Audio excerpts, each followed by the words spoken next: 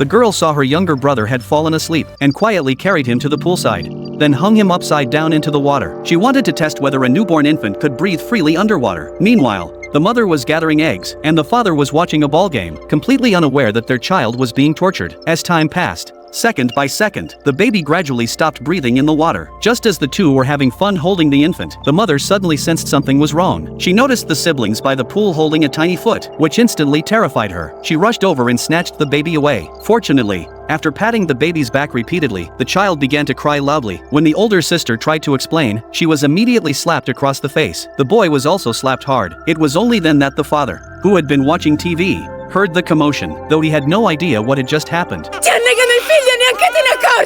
Hearing the story, the father flew into a rage. He snatched the Bible from their hands and poured strong alcohol on it before discarding it.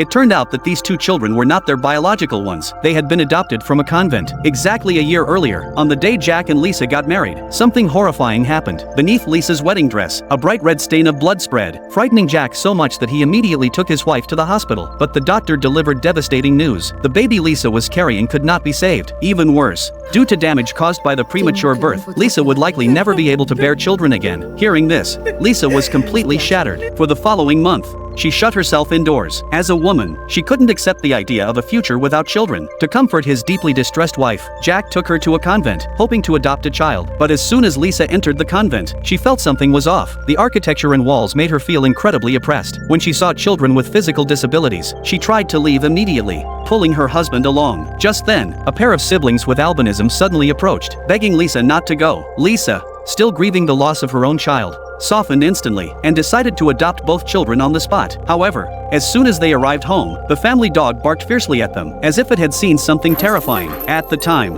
the couple didn't think much of it, assuming it was just the dog's reaction to strangers. Jack then led the two children inside, unaware that precisely because of these two children, a family would soon face utter ruin.